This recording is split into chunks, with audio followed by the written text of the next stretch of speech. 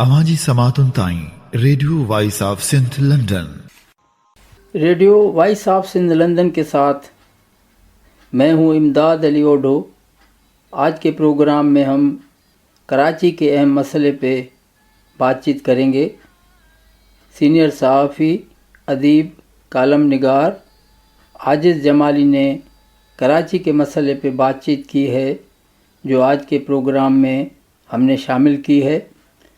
आजकल कराची को लेकर मुख्तलिफ़ किस्म की बातें की जा रही हैं।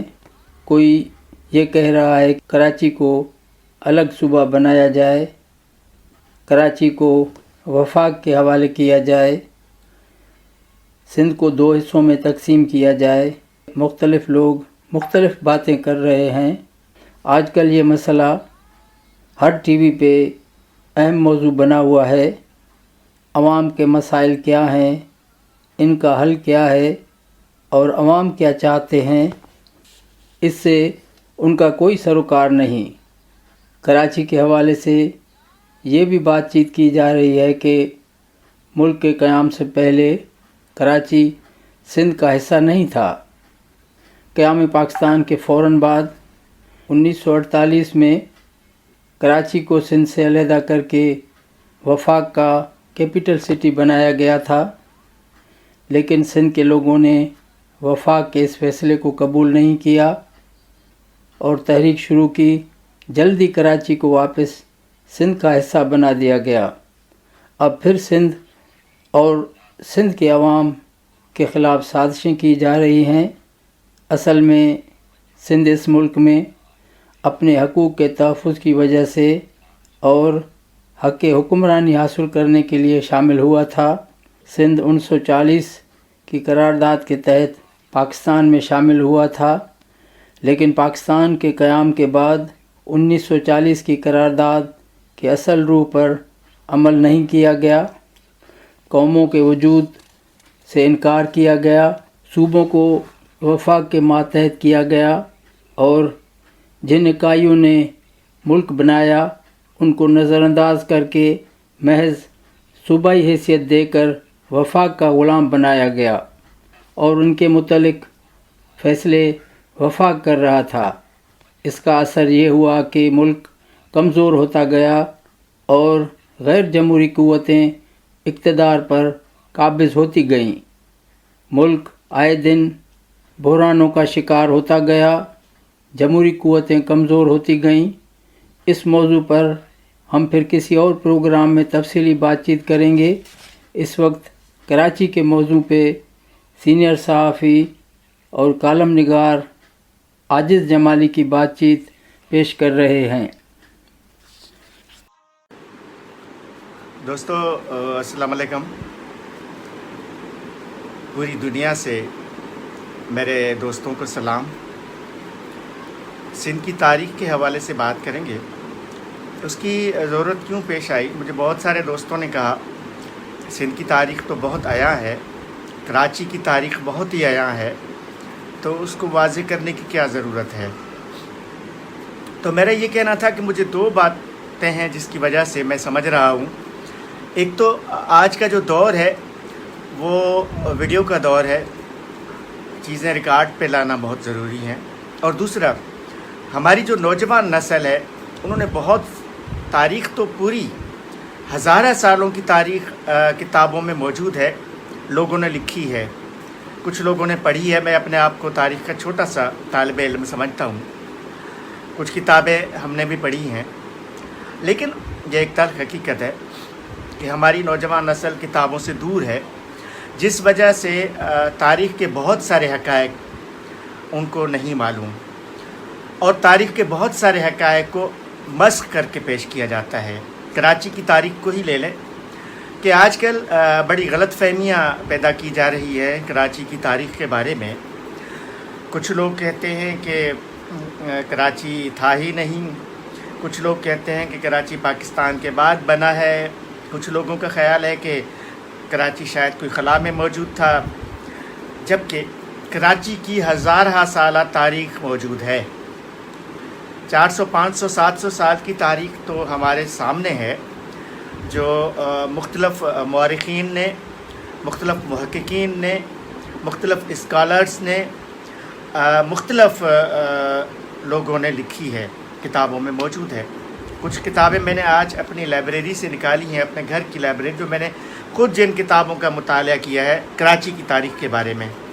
تو میں نے یہ ضرورت اس لیے محسوس کی کہ جو نوجوان نسل ہے اس کو ورگلایا جا رہا ہے، اس کو گمراہ کیا جا رہا ہے کراچی کے تاریخ کے نام پر، تو ان کو یہ بہت بتانا ضروری تھا کہ کراچی کی تاریخ ہے کیا، گمراہ مت ہوئیں۔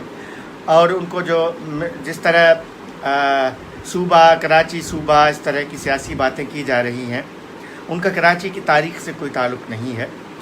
اور یہ وہی لوگ ہیں جو 80s میں، 86-87 میں لوگوں کو ورگلایا گیا، نوجوانوں کو کہا گیا کہ اسلحہ اٹھاؤ اور ٹی وی اور فریج بیچو، اور پھر کیا ہوا، تو ایک طویل تاریخ ہے۔ تو میں یہ سمجھ رہا ہوں کہ کراچی کی تاریخ کو میں 3 حصوں میں پیش کروں گا۔ آج میں پہلے حصے کی بات کروں گا۔ جو پہلا حصہ ہے وہ سینکڑوں برسوں پر محیط ہے، پاکستان سے قبل، قیام پاکستان سے قبل تک کا، یعنی کراچی کی اوائلی تاریخ قیام پاکستان تک۔ پھر اس کا دوسرا جو حصہ ہے قیام پاکستان سے 70 یا 80 تک۔ پھر تیسرا جو اس کا حصہ ہے 70-80 سے لے کے آج تک۔ تو ہم آج کی نشست میں صرف کراچی کی اوائلی تاریخ بیان کریں گے اور اس کی کتابی حوالوں کے ساتھ بیان کریں گے کہ کراچی کی تاریخ کب سے شروع ہوئی، کراچی ہے کیا۔ M.H. پنور صاحب بہت بڑے محقق تھے، اسکالر تھے، ریسرچر تھے۔ ان کی ایک کتاب ہے، یہ کتاب ہے M.H. پنور صاحب کی۔ یہ کتاب بنیادی طور پہ تو 6000 سالہ زرعی نظام پر ہے، 6000 years of history of irrigation in Sindh کی 6000 سالہ زرعی تاریخ یا اپش کی تاریخ پر مشتمل یہ کتاب ہے، جو بہت سارے حوالوں سے، اس میں بہت سارے نقشے بھی دیے ہیں M.H. پنور صاحب نے، جس میں ایک نقشہ انہوں نے کسی برٹش لائبریری سے لیا تھا، سندھ کا نقشہ، جو 19ویں صدی کے اوائل میں برٹش لائبریری کا ایک نقشہ ہے اس M.H. پنور صاحب کی کتاب میں، جس میں کراچی موجود ہے، آج کا کراچی موجود ہے۔ اور M.H. پنور صاحب اپنے ریسرچ کے بنیاد پہ یہ بات کرتے ہیں کہ ہزارہ سالہ جو ایگریکلچر کی تاریخ ہے، زراعت کی جو سندھ کی تاریخ ہے، اس میں بھی کراچی موجود ہے۔ میں نے آج یہ بھی کوشش کی ہے کہ میں نے ساری انگریزی کی کتابیں نکالی ہیں، سندھ کی یا سندھ کے مختلف شہروں کی یا کراچی کی تاریخ سندھی میں بہت لکھی گئی ہے، ہزاروں کی تعداد میں سندھی میں لکھی گئی کتابیں موجود ہیں کراچی کی تاریخ پہ، لیکن میں نے کوشش کی ہے کہ ایسی کتابیں میں نے اٹھائی ہیں جو انگریزی میں ہیں، انگلش میں لکھی ہوئی ہیں۔ یہ M.H. پنور صاحب کی کتاب نوجوان نسل کو ضرور پڑھنی چاہیے، جو سندھ کی زراعت کی تاریخ پر مشتمل ہے، اور اس کتاب میں کراچی کا ذکر ہے۔ میں نے اپنے گزشتہ پروگرام میں بھی شاہ عبداللطیف بھٹائی کی شاعری کا ذکر کیا تھا۔ شاہ عبداللطیف بھٹائی بہت دور کی بات نہیں ہے، شاہ و رسالو کمپائلڈ صورت میں موجود ہے، بہت سارے لوگوں نے شاہ و رسالو کو کمپائل کیا ہے۔ یہ میرے سامنے محمد عثمان ڈیپلائی صاحب کا ایک چھوٹا رسالہ ہے ترتیب دیا ہوا۔ شاہ عبداللطیف بھٹائی کی تاریخ کوئی 300-350 سال کی ہے، یعنی شاہ عبداللطیف بھٹائی 1689، شاہ عبداللطیف بھٹائی 1689 میں پیدا ہوئے اور 1752 میں رحلت فرما گئے، یعنی جو ان کی شاعری ہے یقیناً 1752 سے پہلے کی ہے، ان کی رحلت سے پہلے کی شاعری۔ شاہ عبداللطیف بھٹائی نے سندھ کا خطہ خطہ ڈھونڈا ہے۔ شاہ عبداللطیف بھٹائی ایک اسکالر بھی تھے اس دور کے، ایک ریسرچر بھی تھے، لیکن وہ بنیادی طور پہ شاعر تھے، اور انہوں نے کراچی کے کئی قدیمی علاقوں میں شاہ عبداللطیف بھٹائی کے آثار موجود ہیں جو لوگوں سے ملے ہیں۔ گڈاب کا علاقہ ہے، ملیر کے کئی علاقوں میں شاہ جو تکیو موجود ہے۔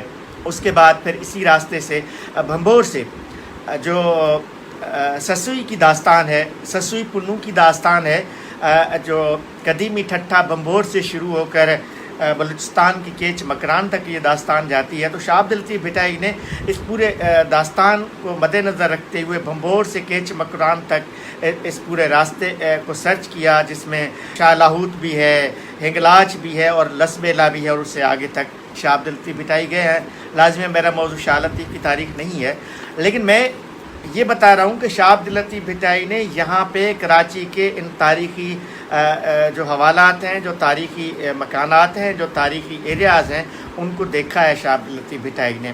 کلاچی، شاہ عبد اللطیف بھٹائی نے اپنی شاعری میں کلاچی کا ذکر کیا ہے.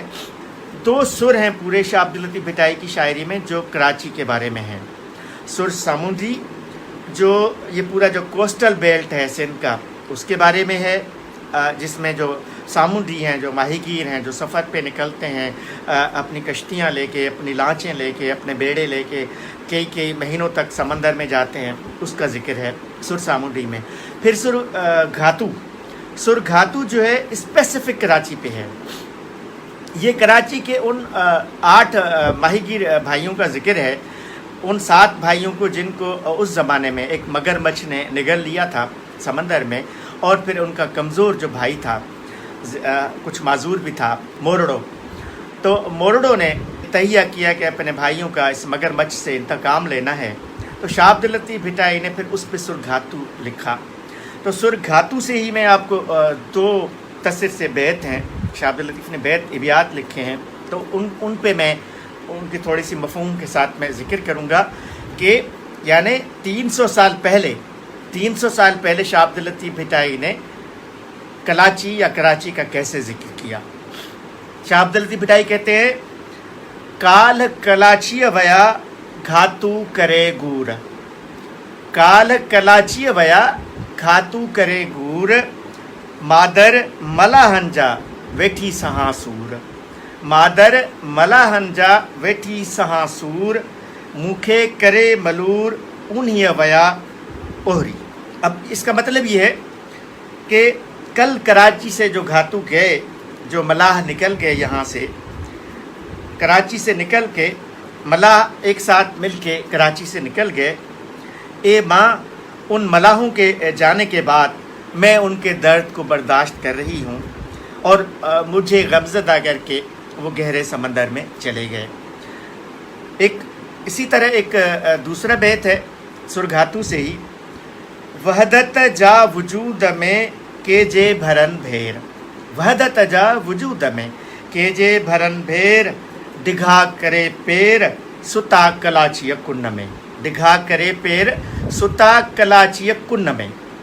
مفہوم کچھ اس طرح ہے کہ وحدت الوجود سے جن لوگوں کا تعلق ہے، جو وہاں جاتے ہیں مل کر، وہ اپنے پاؤں سیدھے کرے کلاچی کی لہروں میں سو گئے. تو یہ تو ہوا شاہ عبد اللطیف بھٹائی کا ذکر، جو 300 سال میں نے پہلے M.H. پامر صاحب کا ذکر کیا، اس کے بعد میں نے شاہ عبد اللطیف بھٹائی کا ذکر کیا. یہ 2 ہمارے ریسرچر تھے، 2 اسکالر تھے، 2 ادیب تھے، شاعر تھے، جنہوں نے کراچی کو کس طرح ذکر کیا اس کا. کراچی، کروچی، یہ مختلف ادوار میں مختلف زبانوں کے ساتھ ان ناموں کو استعمال کیا گیا.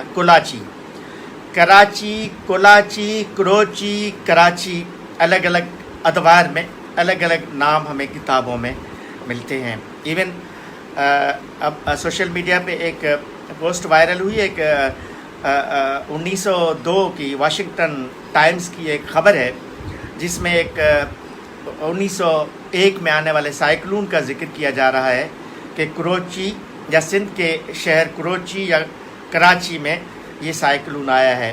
1902 میں یہ واشنگٹن پوسٹ میں یہ خبر چھپی ہوئی ہے، جس کا کلپ جو ہے وہ موجود ہے.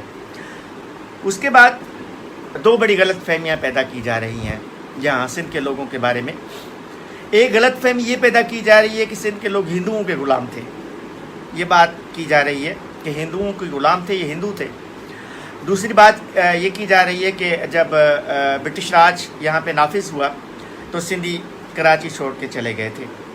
یہ بھی دونوں بہت غلط فہمیاں ہیں. تاریخ میں اس طرح کا کوئی ذکر نہیں ہے، کیونکہ برٹش راج کی مزاحمت کی ہے. یہاں کراچی میں بسنے والے جو مقامی لوگ تھے انہوں نے برٹش راج کی مزاحمت کی. ایک بار مزاحمت کی, دوسری بار مزاحمت کی, اور یہ تیسری بار برٹش راج قائم ہوا. اور یہ ٹالپور حکمرانوں کا دور تھا. سندھ کے ٹالپور حکمران جو آخری حکمران تھے مقامی, ان سے کنٹرول چھینا تھا برطانیہ نے. ٹالپوروں کی اپنے اندرونی اختلافات کی وجہ سے لڑائی ہوئی, جس وجہ سے برطانیہ کو موقع ملا. خیر وہ ایک الگ بحث ہے. لیکن یہاں کراچی میں جو قدیمی قبائل موجود ہیں, آج بھی موجود ہیں. جوکھیو موجود ہیں یہاں پہ کراچی میں, کلمتی موجود ہیں کراچی میں, بکت موجود ہیں, برفت موجود ہیں, گبول موجود ہیں, اور بھی بہت ساری کمیونٹیز موجود ہیں. لیکن یہ 4-5 جو میں نے کراچی کے قدیمی قبائل کے نام لیے ہیں, جوکھیو, کلمتی, بکت, برفت, گبول, یہ برٹش راج میں بھی یہ لوگ تھے, برٹش راج سے پہلے بھی تھے, ٹالپور دور میں بھی تھے, اس سے پہلے بھی تھے. ارگون, ترخان, مغل, ان تمام ادوار میں یہ جو کراچی کے قدیمی قبائل ہیں, کراچی کے جو قدیمی لوگ ہیں, جو سندھی بولتے تھے, بلوچی بولتے تھے, یہ یہاں پہ سینکڑوں برسوں سے شاہ عبد اللطیف بھٹائی کے زمانے میں بھی موجود تھے, اس سے پہلے بھی موجود تھے, اس سے بعد بھی موجود ہیں, اور آج بھی موجود ہیں. ان کے آباء و اجداد کی قبریں چوکنڈی مکلی کی قبرستان سے تھوڑا ہی اگر آتے ہیں اس نیشنل ہائی وے پہ ٹھٹا یا مکلی کی طرف جاتے ہوئے چوکنڈی کے قبرستان موجود ہے. اس کی تاریخ موجود ہے, آپ دیکھ سکتے ہیں کہ قدیمی قبرستان ہے. کب کا قبرستان ہے جس میں جوکھیو, کلمتی اور ان قدیمی قبائل کے لوگوں کی قبریں موجود ہیں. تو برٹش راج سے پہلے یہاں پہ مقامی لوگ موجود تھے جنہوں نے برٹش راج کی مزاحمت کی. پھر دوسری جو بات کی جاتی ہے کہ جی وہ ہندوؤں کے غلام تھے. عجیب تاریخ ہے. ہندو یہاں کے مقامی سندھی تھے, اور وہ بڑا حصہ ان کا رہا یہاں پہ. سندھ میں بسنے والے ہندوؤں کی ہزارہ سالہ تاریخ راجہ ڈار سے شروع ہوتی ہے. میں اس تاریخ میں نہیں جانا چاہ رہا, لیکن یہ بالکل ہی غلط بات کی جا رہی ہے کہ جی یہ تو ہندوستان تھا اس لیے جو یہاں پہ بسنے والے سندھی مسلم تھے وہ ہندوؤں کے غلام تھے, اس لیے وہ کوئی پاکستان بنا تو ان کو غلامی سے نجات مل گئی. بالکل غلط بات ہے, بالکل بھی غلط بات ہے. اس کے 2-3 حوالے میں آپ کو دوں, وہ میرے پاس کتابیں موجود ہیں. پہلی بات کہ سندھ نے بمبئی سے علیحدگی کب اختیار کی تھی. پاکستان تو بنا 1947 میں, 14 اگست 1947 جو ہم قومی دن مناتے ہیں. لیکن سندھ نے تو بہت پہلے بمبئی سے علیحدگی اختیار کی تھی. سندھ نے تو بہت ہی پہلے یہ کہا تھا کہ ہم بمبئی پریزیڈنسی سے الگ ہونا چاہتے ہیں. اور یہ جو سندھ کی اسمبلی ہے یہ 1 اپریل 1936 کو 1 اپریل 1936 کو تاریخی کتاب میرے پاس موجود ہے. 1 اپریل 1936 کو سندھ نے بمبئی پریزیڈنٹ سے علیحدگی اختیار کر لی. بمبئی کا جو صدارتی سسٹم تھا اس سے صرف 1936 میں الگ ہو گیا. اور پھر 1937 میں یہ جو سندھ کی موجودہ اسمبلی ہے, یہی عمارت جو 38 میں بنی, لیکن پہلے پرانا NGV اسکول جو ہے اس میں یہ عمارت کچھ عرصے کے لیے تھا. تو 1937 میں سندھ کی لیجسلیٹو اسمبلی بنی, سندھ کی آئین ساز اسمبلی بنی 1937 میں, جس میں اب یہ جو کہتے ہیں نا کہ ہندو تھے, اب میں آپ کو نام گنواتا ہوں. اس اسمبلی کے جو کراچی سے جو ممبر تھے, کراچی سے جو لوگ منتخب ہوئے تھے, محمد ہاشم گزدر مسلمان, محمد عثمان محمد خان سومرو مسلمان, غلام حسین ہدایت اللہ مسلمان, محمد یوسف خان مسلمان. یہ بھائی 1937 کی اسمبلی کی بات کر رہا ہوں. اور وزیر اعلیٰ کون؟ سندھ کے پہلے وزیر اعلیٰ, پاکستان بننے کی بات نہیں ہو رہی, 1937 کی بات ہو رہی ہے. سندھ کے پہلے وزیر اعلیٰ سر غلام حسین ہدایت اللہ 1937 میں بنے. غلام حسین ہدایت اللہ 1937 سے وزیر اعلیٰ بنے سندھ کے. اس کے بعد 1938 میں شہید اللہ بخش سومرو وزیر اعلیٰ بنے. 1940 میں میر بندے علی خان ٹالپور وزیر اعلیٰ بنے، پھر 1942 میں دوسری بار سیکنڈ ٹائم، پھر دوسری بار اللہ بخش سومرو سندھ کے وزیر اعلیٰ بنے، پھر غلام حسین ہدایت اللہ دوبارہ وزیر اعلیٰ بنے، جو کہ 1947 تک تھے۔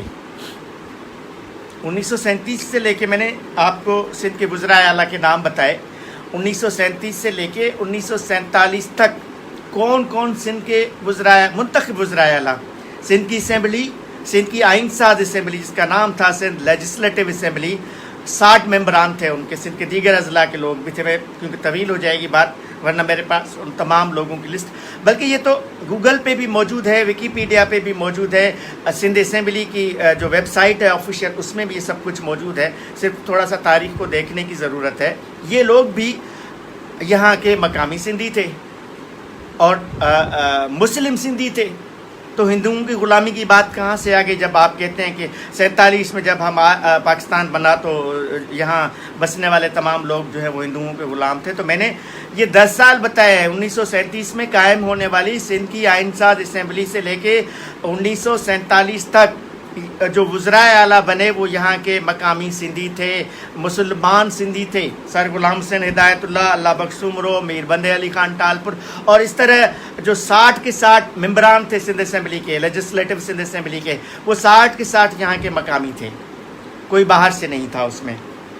اور پھر اور کون تھے اگر میں 47 کے بعد بھی کچھ 2-4 نام اگر گنوا دوں، 47 میں ایوب کھوڑو بنے، اس کے بعد پیر الہی بخش وزیر اعلیٰ بنے، اس کے بعد یوسف ہارون بنے، قاضی فیض اللہ بنے، پیرزادہ عبدالستار بنے، اور ان سب سے لے کے مراد علی شاہ تک یہ تمام لوگ سندھ کے منتخب وزرائے اعلیٰ بنتے گئے، مقامی تھے سب، باہر سے کوئی نہیں آیا ہوا تھا۔ تو جس لیجسلیٹو اسمبلی کی میں بات کر رہا ہوں جو 1937 میں قائم ہوئی، اسی لیجسلیٹو اسمبلی، اسی آئین ساز اسمبلی نے، اسی آئین ساز اسمبلی میں سندھ کے اس زمانے کے وزیر تعلیم، سندھ مسلم لیگ کے صدر سائیں جی ایم سید نے قرارداد پیش کی تھی۔ تاریخی حوالوں کی بات بتا رہا ہوں کہ وہ قرارداد پیش آنے کی ضرورت، ویسے تو مسلم لیگ نے 1940 میں، جس کو ہم لاہور قرارداد کہتے ہیں، لاہور میں قرارداد منظور کر لی تھی مسلم لیگ نے اپنے 3 روزہ اجلاس میں کہ نیا ملک بننا چاہیے، پارٹی سطح پہ تو یہ فیصلہ 1940 میں ہو گیا تھا، پھر بن جانا چاہیے تھا، لیکن ایک جواز تھا، ایک جواز دیا گیا تھا برطانوی برٹش راج کی طرف سے کہ اگر مسلمان اپنا الگ وطن چاہتے ہیں تو کون یہ کہہ رہا ہے، اس کا ثبوت کیا ہے؟ جو منتخب اسمبلیاں ہیں وہ یہ بات کیوں نہیں کرتی ہیں؟ اگر اس خطے میں بسنے والے مسلمان الگ وطن کی بات کرتے ہیں تو پھر اسمبلیاں تو یہ بات نہیں کرتی۔ یہ بھی مزیدار بات ہے، تاریخی حقائق بتا رہا ہوں۔ پنجاب اسمبلی کو اپروچ کیا تھا کہ پاکستان کے حق میں قرارداد منظور کی جائے، لیکن انکار ہوا۔ اس کے بعد قائد اعظم محمد علی جناح، قائد اعظم محمد علی جناح یہاں کے مقامی تھے۔ قائد اعظم محمد علی جناح کی تاریخی حوالوں سے میں آؤں گا اس کے بعد کہ قائد اعظم محمد علی جناح کے والد صاحب جو کاٹھیا واڑ سے، انڈیا کا علاقہ ہے کاٹھیا واڑ، وہاں سے آئے تھے، اور وہاں سے پھر وہ جھرک منتقل ہوئے، کیونکہ جب تک یہ بندرگاہ نہیں بنی تھی تو دریائے سندھ کے ذریعے تجارت ہوتی تھی، جو بحری بیڑے تھے وہ دریائے سندھ سے جاتے تھے۔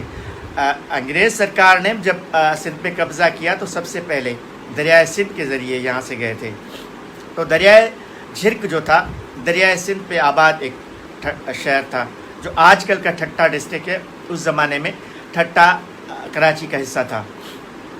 سب سے پہلے تو ٹھٹہ دارالخلافہ تھا سندھ کا، ارگونوں، ترکھانوں اور مغلوں کے دور میں ٹھٹہ دارالخلافہ تھا، لیکن بعد میں کراچی طویل ضلع بنا اور ٹھٹہ کراچی کا حصہ تھا، اور جھرک بھی کراچی کا حصہ تھا چونکہ ٹھٹہ کا پارٹ تھا۔ تو قائد اعظم محمد علی جناح کے جو والد صاحب تھے جینا بھائی، وہ کاٹھیا واڑ سے سندھ ہجرت کر کے آئے اور ٹھٹہ میں انہوں نے اپنا گھر بنایا، اور کیونکہ سر آغا خان بھی یہاں پہ تھے. سر آغا خان بھی اس لیجسلیٹو اسمبلی میں ان کا ایک بڑا رول تھا, وہ ایک الگ بحث ہے. تو سر آغا خان کیونکہ یہ قائد اعظم کے والد یا قائد اعظم صاحب اسماعیلی خوجہ قبیلے سے تعلق خاندان سے رکھتے تھے, تو سر آغا خان ان کے بڑے تھے. سر آغا خان کا گھر بھی جھرک میں تھا, بنگلہ موجود تھا, ابھی بھی موجود ہے اس کے آثار. تو جینا بھائی نے بھی جھرک میں اپنا گھر لیا. ان کا جو تاریخی گھر ہے اس کے آثار ابھی بھی جھرک میں موجود ہیں. اور قائد اعظم محمد علی جناح جھرک میں ہی پیدا ہوئے تھے. اس کے بعد یہ جو وزیر مینشن ہے, بعد میں انہوں نے چونکہ وہ تجارت کرتے تھے, کاروباری آدمی تھے, تو انہوں نے اپنے کاروبار کو وسعت دینے کے لیے جب یہاں ترقی ہوئی کراچی میں, تو جینا بھائی یا پونجا جناح جو ان کے والد تھے, جینا بھائی ان کے والد تھے, تو انہوں نے جینا بھائی پھر پونجا جناح یہ جو گھر تھا جھرک والا بھی چھوڑا, اور اس کے بعد پھر یہ وزیر مینشن بعد میں خریدا گیا. تو قائد اعظم محمد علی جناح جھرک میں پیدا ہوئے تھے. جو 70 تک کی جو نصاب کی کتابیں ہیں سندھی کی, ان میں یہ بات موجود ہے کہ محمد علی جناح جو ہے وہ جھرک میں پیدا ہوئے, لیکن اس کی پیدائش کے فوراً ہی بعد ہی انہوں نے ہجرت کی, کراچی آئے اور یہ وزیر مینشن خریدا. تو کہا یہ جا رہا ہے کہ وزیر مینشن میں قائد اعظم محمد علی جناح پیدا ہوئے, لیکن تاریخی کتابوں میں یہ بات موجود ہے. یہ میرے پاس ایک کتاب ہے جس میں سندھ مدرسۃ الاسلام نے 1914 میں ایک یہاں پہ کانفرنس کرائی تھی کراچی میں, جس میں جو سیمینار میں جو لوگوں نے مقالہ جات پڑھے, بہت غیر ملکی اسکالرس بھی تھے, یہاں کے اسکالرس بھی تھے.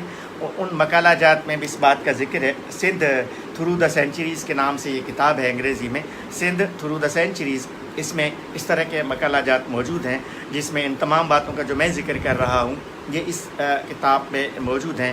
اگر آپ چاہیں تو نوجوان نسل کو میں ضرور کہوں گا کہ ان انگریزی کتابوں کو آپ ضرور پڑھیں.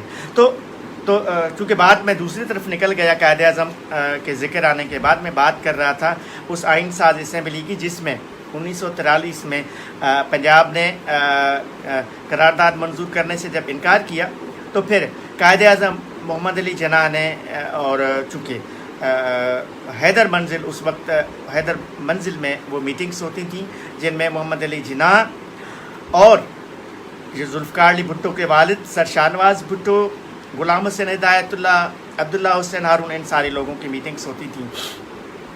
اور ذوالفقار علی بھٹو کے والد اور جی ایم سید نے تو سندھ پیپلز پارٹی بنائی تھی. اس مسلم لیگ میں شامل ہونے سے پہلے حیدر منزل پہ سندھ پیپلز پارٹی بنائی گئی تھی.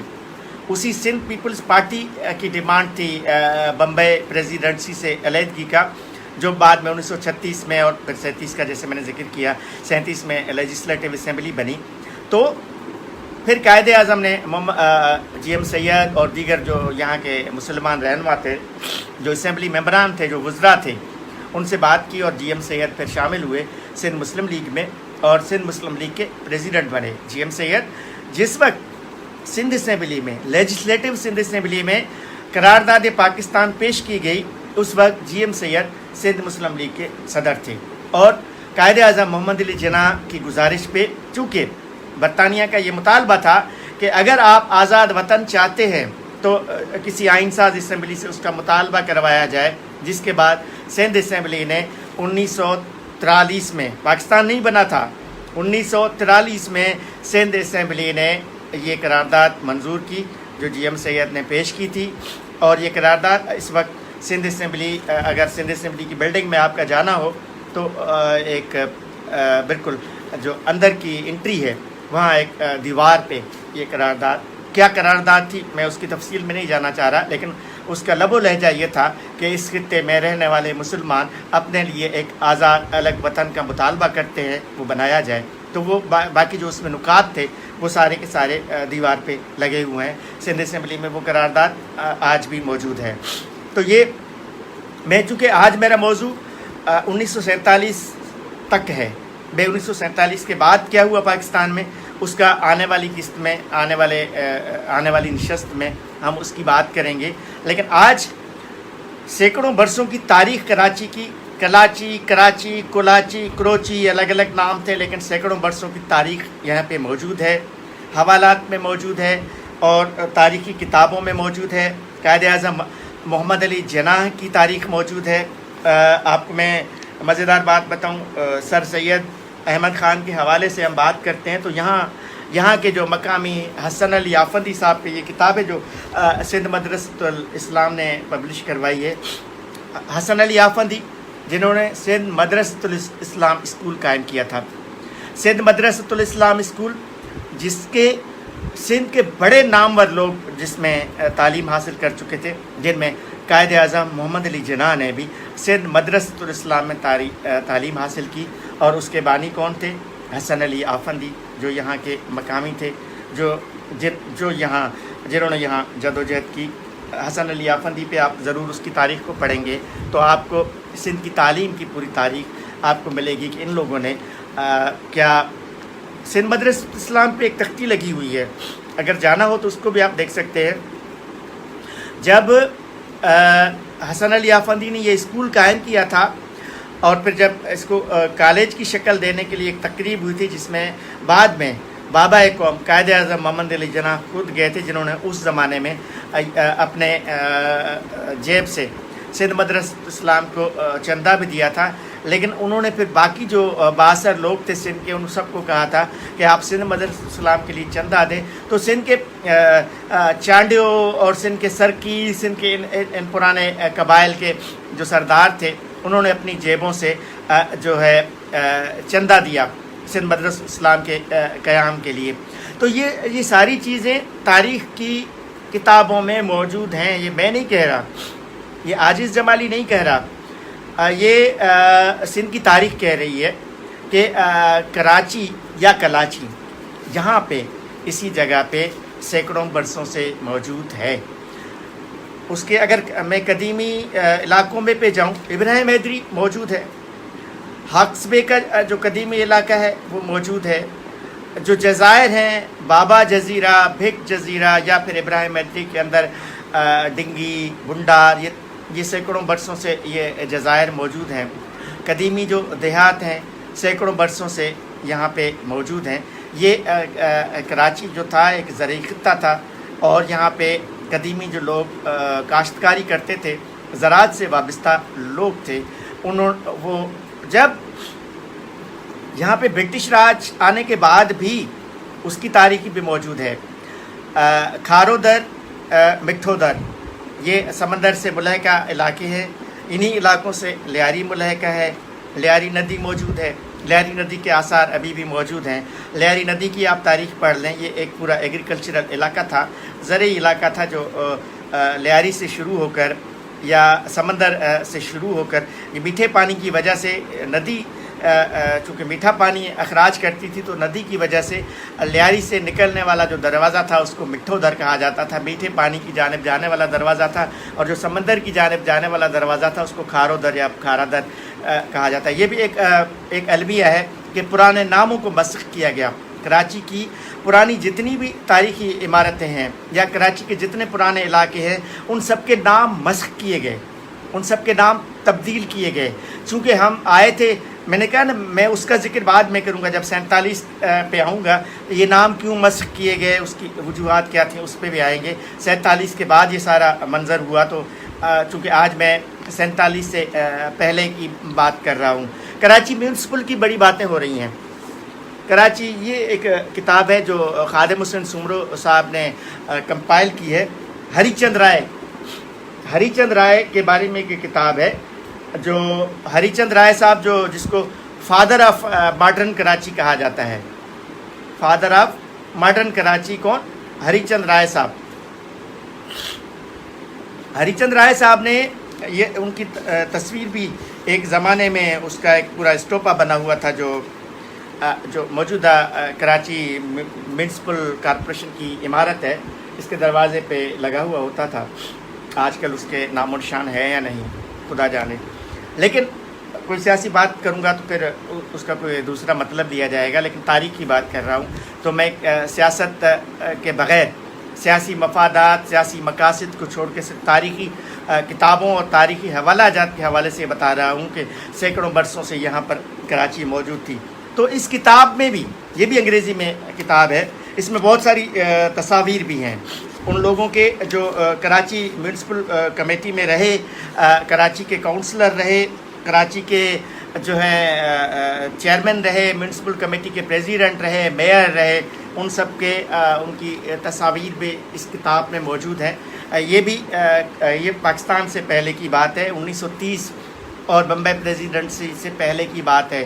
1930 کے بعد جمشید نصروان جی، جمشید مہتا، جس نے کراچی کا پورا میونسپل سسٹم بنایا، اسی میونسپل کمیٹی میں، اسی کراچی میونسپل کمیٹی جس کی حدود ٹھٹا اور دادو تک ہوا کرتے تھے، 1930 میں غلام مرتضیٰ شاہ اور جی ایم سید 1930 میں کراچی میونسپل کمیٹی کے پریزیڈنٹ ہیں، تاریخی کتابوں میں موجود ہے۔ 1930 میں جی ایم سید لیجسلیٹو اسمبلی کے ممبر بننے سے پہلے کی بات ہے۔ لیجسلیٹو اسمبلی 1936 میں بات ہوئی اور پھر 1937 میں آئین ساز اسمبلی قائم ہوئی، جس کے بعد جی ایم سید ممبر بنے، لیکن یہ اس سے پہلے کی بات بتا رہا ہوں، 1930 کی بات بتا رہا ہوں، جب جی ایم سید اسی کراچی میونسپل کمیٹی کے پریزیڈنٹ تھے۔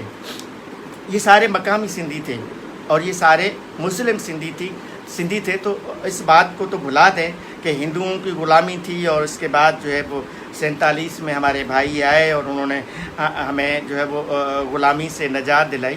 بھائی یہ کراچی صدیوں سے سندھ کا دارالخلافہ ہے۔ میں اس کی 100 سے زائدہ ثبوت، 100 سے زائد کتابیں، ہزاروں تاریخی حوالے پیش کر سکتا ہوں، گزیٹیئرز پیش کر سکتا ہوں۔ سندھ اسمبلی کی لائبریری میں گزیٹیئرز موجود ہیں، کراچی کی قدیم لائبریریز میں گزیٹیئرز موجود ہیں، جن میں یہ سب کچھ موجود ہے۔ یہ میں نے نہیں لکھا، ظاہر ہے سندھ اسمبلی یا سندھ اسمبلی سے قبل برٹش راج میں جو گزیٹیئرز لکھے گئے، جو کتابیں لکھی گئی، میں نے تو نہیں لکھی، وہ تو اس زمانے کی لکھی ہوئی کتابیں ہیں، 1930 کی، 1936 کی، 1938 کی، 1901، 1902 انگریز دور میں لکھی ہوئی کتابیں موجود ہیں۔ ان کتابوں کے حوالے تو کوئی تبدیل نہیں کر سکتا۔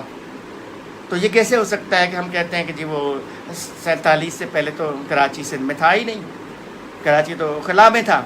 تو بھائی یہ بالکل میں اصل میں کہنا یہ چاہ رہا ہوں کہ نوجوانوں کو ورگلایا جا رہا ہے، نوجوانوں کو تاریخ مسخ کر کے غلط باتیں بتائی جا رہی ہیں، ان کو دوسری طرف موڑا جا رہا ہے۔ جس طرح 1986-87 میں ان کو موڑا گیا کہ ٹی وی فریج بیچ کر اسلحہ خریدو۔ جس طرح میں کہتا ہوں کہ پیپلز پارٹی اور سندھ الگ چیزیں ہیں، بالکل اسی طرح کراچی میں بسنے والے اردو بولنے والے جو ہمارے بھائی ہیں، وہ اور ایم کیو ایم دو الگ الگ چیزیں ہیں۔ ایم کیو ایم اور اردو بولنے والوں کو بالکل الگ سمجھیں۔ تمام اردو بولنے والے ایم کیو ایم کے ساتھ نہیں ہیں یہاں پر۔ اور رہی بات مہاجر صوبے کی، تو میرے بھائی 1988 سے لے کر آج تک 2020 تک ایم کیو ایم ہر دور میں حکومت میں رہی ہے، وفاقی حکومت میں بھی رہی ہے، صوبائی حکومتوں میں بھی رہی ہے، یا کوٹا سسٹم کی بات کرتی ہے ایم کیو ایم۔ آپ وفاقی حکومتوں میں جب ہوتے ہیں تو اس طرح کی بات کیوں نہیں کرتے؟ آپ بات کریں کوٹا سسٹم میں، تمام اردو دانشوروں کو، ادیبوں کو، شاعروں کو، لکھے پڑھے لوگوں کو میں کہتا ہوں کہ ان ایشوز پہ سندھ کے لوگ بیٹھیں، سندھ کے دانشور بیٹھ کے ایک دوسرے سے بات کریں کہ ایم کیو ایم الگ چیز ہے، ہم اردو بولنے والے دانشوروں کو الگ سمجھتے ہیں۔ چونکہ ایم کیو ایم نے ہمیشہ اقتدار میں رہ کے صرف اور صرف اپنے مفادات کی بات کی، اردو بولنے والوں کی کم، اردو بولنے والے نوجوانوں کی بات بھی کم کی ہے۔ وہ ایک بالکل طویل سیاسی بحث ہوگی، میں اس میں جانا نہیں چاہتا، لیکن تاریخ موجود ہے، کراچی کے اردو بولنے والے اس چیز سے اچھی طرح واقف بھی ہیں، کیونکہ 1988 میں ایم کیو ایم حکومت میں رہی، 1990 میں پھر دوسری حکومت آئی، 1990 میں پاورفل حکومت میں تھی جس میں سینئر وزیر تھا ایم کیو ایم کا، سندھ حکومت میں رہی، وفاقی حکومت میں رہی۔ پھر 1997 کی جو حکومت آئی نواز شریف کے ساتھ، اس میں ایم کیو ایم حکومت میں رہی۔ پھر 2000 کے بعد جو جنرل پرویز مشرف کی حکومت بنی، 2002 کی جو اسمبلیاں تھیں، اس میں پاورفل ترین جو اگر کوئی جماعت تھی 2002 کی اسمبلی میں، تو وہ ایم کیو ایم تھی، پاکستان میں سب سے پاورفل۔ آپ اس سے اندازہ کریں کہ پورے کراچی کو بند کر کے 12 مئی جیسے واقعات ہو سکتے ہیں، پورے کراچی میں آپ اندازہ کریں کہ بلدیہ فیکٹری جیسے سانحات ہو سکتے ہیں، اتنا پاور تھا، اتنا اختیار تھا۔ اتنا کنٹرول تھا. لیکن اس دور میں الگ صوبے کی بات نہیں کی گئی. اتنے پاور کے ہوتے ہوئے بھی, اتنے اختیارات کے ہوتے ہوئے بھی الگ صوبے کی بات نہیں کی گئی. کوٹا سسٹم کے خاتمے کی بھی بات نہیں کی. آپ اسمبلی میں اکثریت میں تھے, قومی اسمبلی میں کوئی بل نہیں لائے کوٹا سسٹم کے خاتمے کے لیے. سندھ اسمبلی میں کبھی کوئی بل نہیں لائے کوٹا سسٹم کے خاتمے کے لیے. لیکن جب بھی جس دور میں آپ اقتدار میں نہیں ہوتے اس دور میں یہ باتیں آپ کرتے ہیں. سب سے پہلے آپ نے 86 میں یہ باتیں کی. آپ نے ہی جو ہے کراچی کے نوجوانوں کو کہا کہ ٹی ویاں فریج بیچ کر اسلحہ اٹھائیں.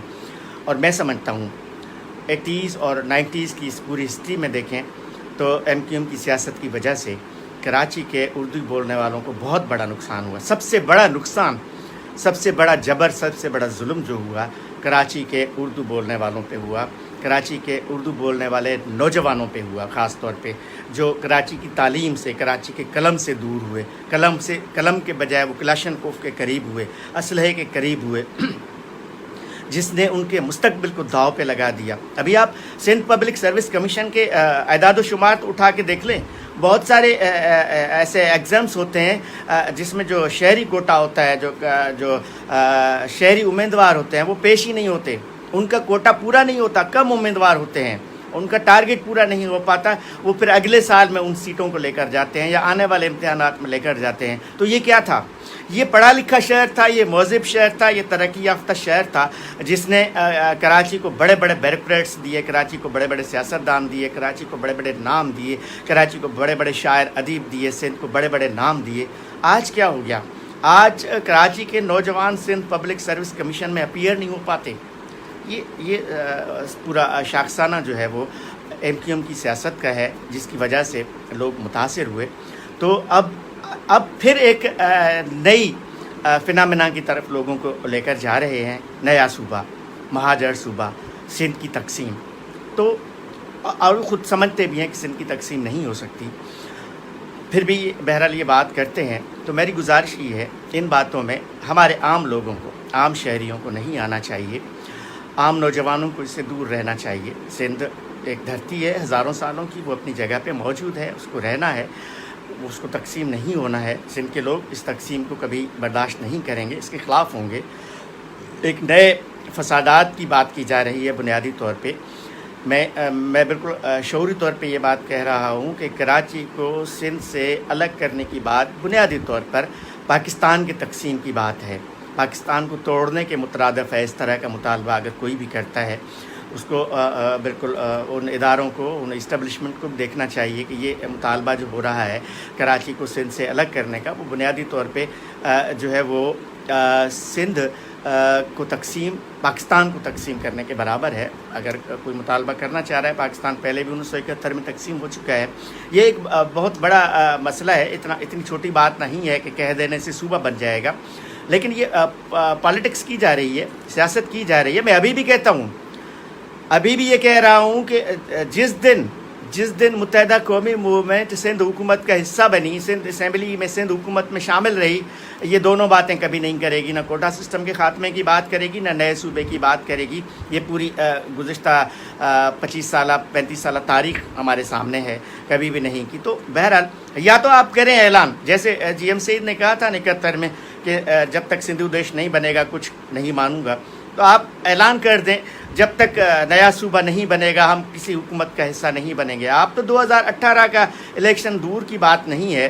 2018 کے الیکشن میں آپ, میں کہتا ہوں کہ کراچی کے ووٹ پہ ڈاکہ ڈالا گیا, کراچی کے ووٹ پہ ڈاکہ ڈالا گیا. آپ نے اس پہ کمپرومائز کر لیا, صرف ایک وزارت لی قومی اسمبلی میں یا وفاق میں, ایک وزارت کے لیے کراچی کے ووٹ پہ ڈاکہ ڈالا گیا, آپ اس پہ خاموش رہے.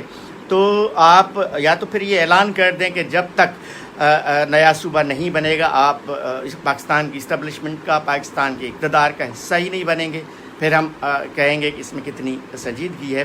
تو بہرحال باتیں کافی طویل ہیں, ان باتوں پہ بحث کی جا سکتی ہے. لیکن میں نے بنیادی طور پہ اپنی اس بات پہ آیا تھا جس کو بنیاد بنا کر مجھے نشانہ بنایا گیا کہ میں لیاری گینگ وار کا حصہ ہوں. میں اس کو چیلنج بھی کرتا ہوں کہ خواجہ اظہار صاحب, آپ کے پاس اگر ایسا کوئی بھی ثبوت ہے تو آپ ضرور پیش کریں. اور عاجز جمالی کیا ہے اور ایم کیو ایم کیا ہے میرا خیال ہے دنیا پوری جانتی ہے، سب کو پتہ ہے۔ سندھی میں ایک کہاوت ہے کہ جو ہے بھینس جو پوری کی پوری کالی ہے، اس نے گائے کو کہا کہ تمہاری دم کالی ہے۔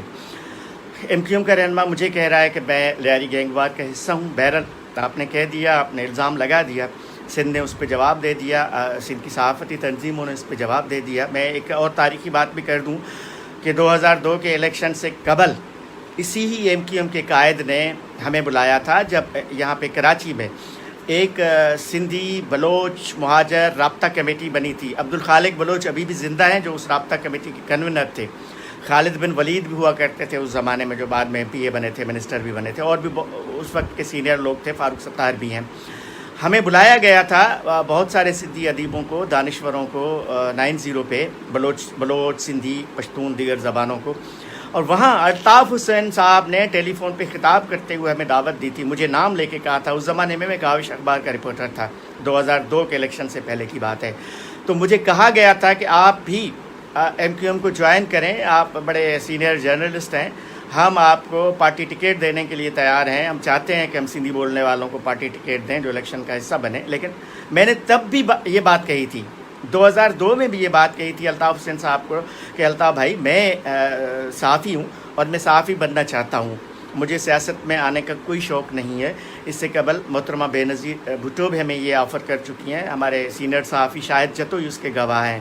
اس سے قبل نواز شریف کی سابقہ حکومت میں، 90s والی حکومت میں، مشاہد حسین سید جو اس زمانے میں وفاقی وزیر اطلاعات تھے، وہ بھی ہمیں اسلام آباد میں یہ آفر کر چکے ہیں۔ اس کے بھی بہت سارے رکن میرانی اور بہت سارے گواہ موجود ہیں آج بھی۔ تب بھی ان کو بھی میں نے یہی بات کہی تھی کہ مشاہد صاحب میں صحافی ہوں، صحافی ہی رہنا چاہتا ہوں، میں نے اپنے لیے یہی شعبہ خود چوائس کیا ہے، میں پوری زندگی اسی صحافت میں رہنا چاہتا ہوں۔ تو اس لیے یہ مجھے نہیں کرنی سیاست، مجھے کسی سیاسی پارٹی میں نہیں جانا ہے۔ پیپلز پارٹی کی میں بات کر چکا ہوں، مسلم لیگ نون کی کر چکا ہوں، خود ایم کیو ایم بھی آفر کر چکی ہے میں نے ماضی میں، جیسے میں آپ کو بتا چکا ہوں۔ تو میں ان چیزوں میں نہیں پڑھنا چاہتا، میں ان چیزوں میں رہنا نہیں چاہتا۔ میں لکھتا ہوں، میں لکھوں گا۔ سندھ کے دیکھیں ہمارے ساتھ ان کو پرابلم کیا ہے، آج سندھ کا صحافی ووکل ہے، سندھ کا صحافی کراچی کے شہر میں ووکل ہے، وہ سندھ کے بہت سارے ایشوز پہ بات بھی کرتا ہے، لکھتا بھی ہے۔ سوال میں نے ہی تو بلاول بھٹو سے چند دن پہلے یہ سوال پوچھا تھا کہ آپ کو سندھ پیاری ہے یا سندھ کی حکومت پیاری ہے، ریکارڈ کی بات ہے۔ تو ہم یہ سوال کرتے ہیں، سندھ کے صحافی سندھ کے موضوع پہ تمام لوگوں سے سوال کرتے ہیں، تمام حکمرانوں سے سوال کرتے ہیں، اور ہم یہ سوال کرتے رہیں گے کیونکہ یہ ہمارا حق ہے۔ سوال پوچھنا ہی تو ہمارا حق ہے ایک صحافی کا، سوال ہی تو پوچھ سکتے ہیں، باقی جواب دینے والے کی مرضی ہے، وہ جو بھی اس پہ اپنا سیاسی موقف اختیار کرے وہ اس کو حق ہے، لیکن سوال پوچھنا ہمارا حق ہے، ہم سوال پوچھ سکتے ہیں۔ تو سندھ کے ایشوز پہ ہم سوال پوچھیں گے، سندھ کے معاملات پہ ہم اپنے آرٹیکلس لکھیں گے، سندھ کے معاملات پہ ہم بولتے رہیں گے، سندھ کے معاملات پہ بات کرنا ہمارا حق ہے۔ میں اس چیز کو بھی تسلیم نہیں کرتا کہ لوگ کہتے ہیں جی آپ تو صحافی ہیں، آپ کیوں بولتے ہیں، آپ کیوں لکھتے ہیں؟ بھائی صحافی ہی تو بولے گا، لکھے گا۔ یہ بھی ایک طویل تاریخ ہے۔ مولانا محمد علی جوہر کون تھے جو تحریک پاکستان کے اہم کردار تھے؟ وہ بھی صحافی تھے۔ مولانا عبید اللہ سندھی کون تھے؟ وہ بھی صحافی تھے، لکھتے تھے، ایڈیٹورلس لکھتے تھے۔ تب بھی یہ لوگ تحریک پاکستان کے وقت بھی یہ لوگ لکھتے تھے، بولتے تھے اور سرگرم تھے۔ تو صحافی کا کام ہے لکھنا سندھ کے ایشوز پہ۔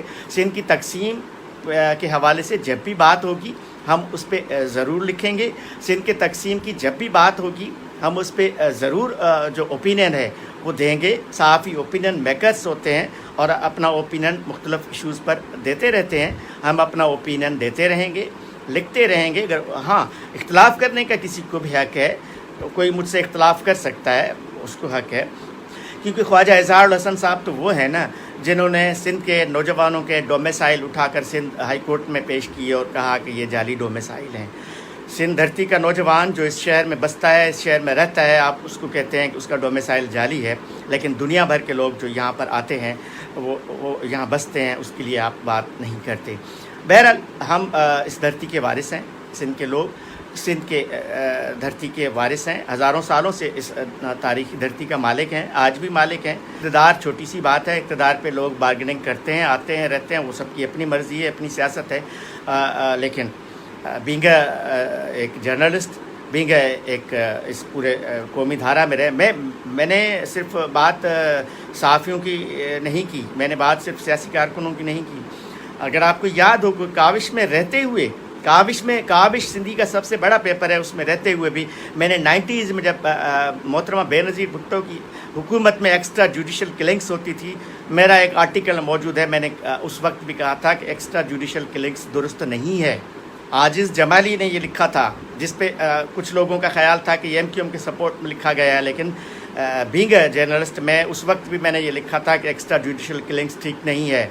آج بھی عاجز جمالی یہ کہتا ہے کہ سندھ میں جو نوجوانوں کو لاپتہ کیا جاتا ہے، گم کیا جاتا ہے، وہ درست نہیں ہے. صرف سندھ میں نہیں، پورے ملک میں جو نوجوانوں کو اپنے گھروں سے اٹھا کر لاپتہ کیا جاتا ہے، پھر ان کی لاشیں پھینکی جاتی ہیں. یہ تاریخی طور اس کے جس طرح ایکسٹرا جوڈیشل کلنگس کے آج تک غلط نتائج ہمارے سامنے ہیں، اس طرح یہ جو لوگوں کو لاپتہ کرنے کے اچھے نتائج نہیں ملیں گے. اس کے ریفلیکشنس ہمیں 20 سال کے بعد سندھ میں نظر آئیں گے. بلوچستان کی صورتحال ہمارے سامنے ہے. تو اس طرح کی چیزیں سے گریز کریں. میں آج بھی بات کرتا ہوں، بینگ اے جرنلسٹ بات کر رہا ہوں کہ میں اس کو دیکھ رہا ہوں، میں اس کو غلط سمجھ رہا ہوں. اس میں صرف سندھی بولنے والے نوجوانوں کی بات نہیں ہے. کراچی شہر سے لاتعداد اردو بولنے والے نوجوانوں کو لاپتہ کیا گیا ہے. اس پہ MQM نہیں بولتی، قومی اسمبلی میں آواز نہیں اٹھاتی، اس پہ بل پیش نہیں کرتی. یہ میں نے کہا نا، ہمارے بزرگوں نے تو دیگیں پکائیں. باندھی میں بسنے والے ہزاروں اردو بولنے والوں سے پوچھیں، ان کے بزرگ اگر موجود ہوں تو. خیر، بحث میں نہیں جانا چاہتا. انشاءاللہ وقتاً فوقتاً پاڻ سندھ کے مختلف ایشوز تے ایندا رہنداسیں، ॻाल्हाईंदा रहंदासीं. सिंध सलामत सदाईं कर. सामीन, कराची के अहम मौजू पर सीनियर सहाफ़ी, कालम निगार और अदीब आजिज़ जमाली की बातचीत आप सुन रहे थे. आजिज़ जमाली तारीख़ी हवालों से कराची की सूरत हाल पर बातचीत कर रहे थे. असल में सबसे अहम बात यह है कि असल इश्यूज़ से ध्यान हटाने के लिए नॉन इश्यूज़ को इशू बना के पेश किया जा रहा है. नस्ली बुनियादों पर आवाम को और आपस में लड़ाया जा रहा है. कराची जिसकी अलहदगी को सिंध के अवाम किसी भी सूरत में कबूल नहीं करेंगे और ये मुमकिन भी नहीं है. मुल्क के असल हुक्मरान भी इस बात को समझते हैं, लेकिन असल में अवाम को मुत्तहद होने और अवामी मसाइल से ध्यान हटाने के लिए ये बातें की जा रही हैं. इससे अवाम में गलतफहमियाँ पैदा होंगी और मुल्क कमज़ोर होगा. इसलिए मुल्क के खुसूसन सिंध के अवाम को असल मसाइल के हल के लिए जद्दोजहद करनी चाहिए और ये बात सबको समझनी चाहिए कि सिंध एक था, सिंध एक है और सिंध हमेशा एक रहेगा. इमदाद अली ओढो आपसे इजाज़त चाहूँगा. आप हमेशा खुश और आबाद रहें.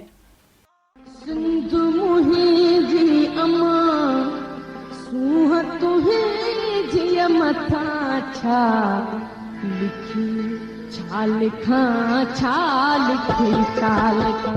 सिंध मुंहिंजी अमा, दुनिया जा सिंधियो हिक मुठ थी सिंध बचायो. सिंध मुंहिंजी अमा सूंह तुंहिंजी मथां छा लिखी, छा लिखां. सिंध जो क़ौमी आवाज़ radio voice of Sindh London.